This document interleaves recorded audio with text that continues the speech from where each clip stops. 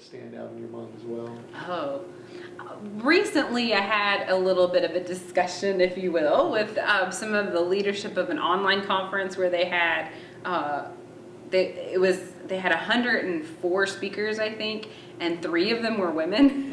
And this was supposed to represent the future of Christianity, Right. and it was mostly white dudes. And that's not the future of Christianity. I mean, let's face it. Right. So I did kind of push back on that, and they've done this conference every single year.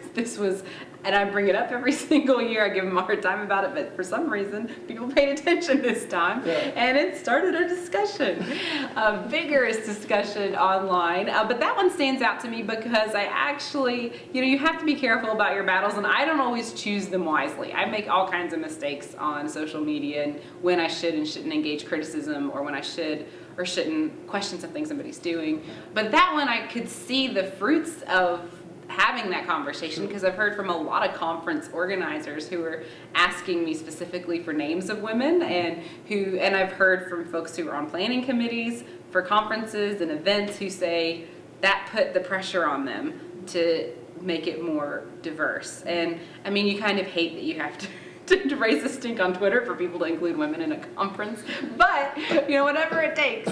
And I'm sure that as women have more of those opportunities, they're going to shine and they're going to do great. Yeah. And then it'll seem so obvious that we should include a diversity of voices, and not just with gender, but also with ethnicity, sexual orientation. We need to have a variety of voices at Christian conferences, because the reality is the future of Christianity isn't just white dudes anymore. Oh, yeah. There's nothing wrong with white dudes, but that's not the last thing. I just feel like the church, the evangelical church in particular, is having a difficult time having a conversation about privilege.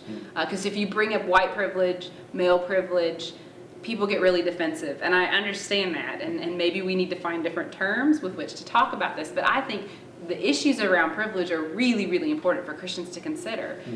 When you look at the household codes of the New Testament, to me, that's a commentary by Peter and Paul on how to handle your privilege.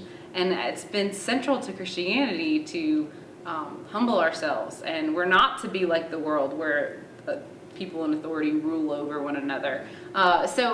With Jesus as an example of humility and laying down your rights and laying down your privilege, I think we really need to have a more serious conversation in evangelical Christianity about white male privilege and how that's affected the dynamics of the church today. And that doesn't mean we then go and discredit white male voices, but it can be really hard to have an honest conversation with folks about that without it getting defensive.